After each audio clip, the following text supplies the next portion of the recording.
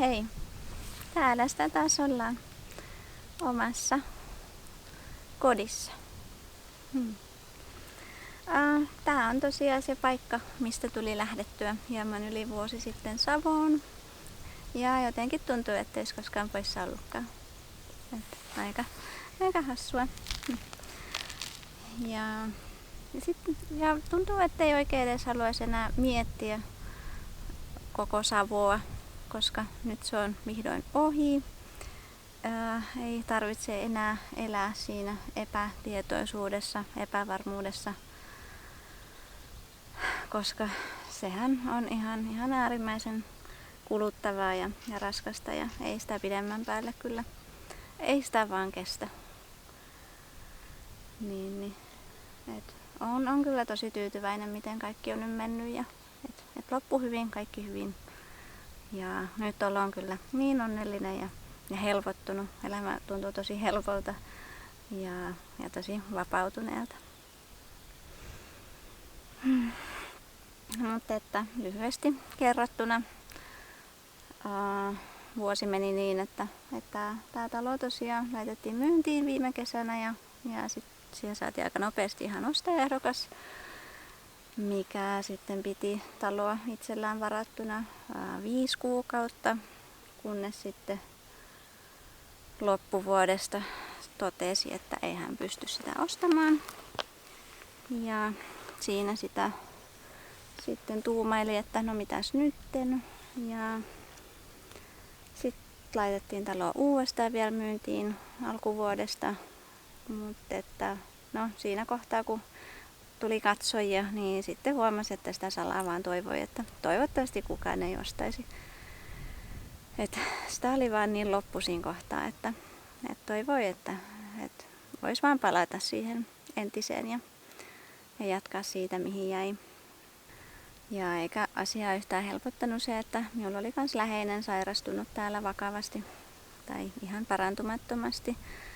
Ja se on myös tehnyt tosi kipeää, ettei ole voinut olla täällä sitten. Ja myös minun isä on aika iäkäs, niin reilusti yli 80, että sitten tiesin, että siinä kohtaa, jos hän tarvitsisi jotain jeesiä, niin eihän minä pystyisi asumaan silloin toispuolella Suomea. Sitten oli helppo jo tehdä se päätös, että tulee takaisin. Ja minun isähän on asunut täällä nyt tämän koko vuoden. Ollut eräänlainen talonmies. Ja hän on myös kova puuhastelemaan, että vaikka ikä jo onkin, niin ne on kyllä tosi virkeä vielä. Ja on kyllä kaiken näköistä häärännyt täällä ja laitellut paikkoja kuntoon. Että on kyllä tosi kiitollinen, että hän on täällä ollut. Ja on vieläkin tosiaan, että asustelee nyt tuossa navetan pirtissä. Mut totta kai ikimuistoinen kokemus tuo Savo oli, että onhan se tosi ainutlaatuista ja hienoa saada kokea jotain ihan erilaista. Ja minä kun olen aina asunut koko elämäni täällä peltojen keskellä, niin onhan se ihan erilaista.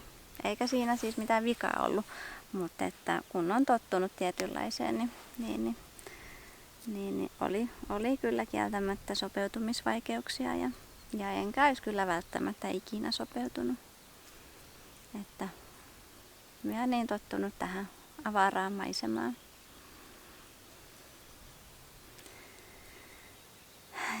Mutta että katsoo nyt sitten mihin elämänpolut vielä vievät, mutta nyt päivä kerrallaan ja iloitaan siitä mitä on. Mutta nyt ollaan tosiaan Varsinais-Suomessa Pöytyällä. Tää on tällainen perinteinen punainen tupa ja perunamaa tyylinen vanha pientila 40-50-luvulta. Ja täältä löytyy vanha navetta, vuohitalli, mihin ehkä toivottavasti tulee joskus lampola.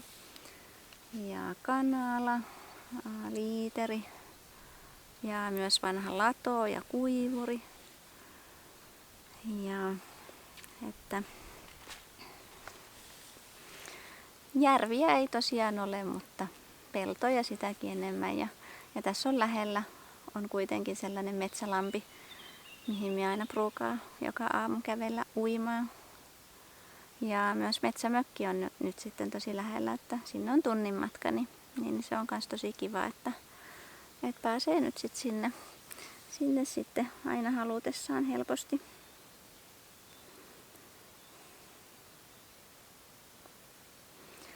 Ja tarkoitus on kyllä kunnostaa näitä paikkoja siitä, mihin on jäänyt.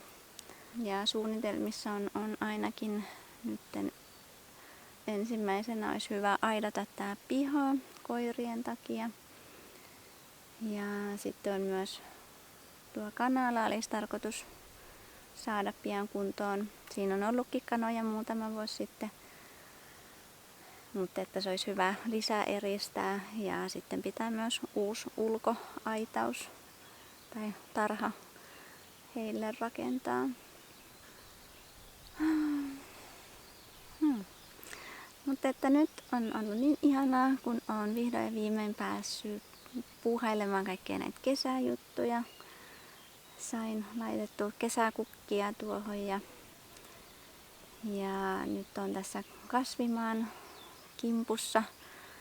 Isähän oli vallannut jo miltei kaikki kasvimaat, mutta että tässä oli nyt tällainen uusi kasvimaa, jota nyt vielä parantelin tässä eilen.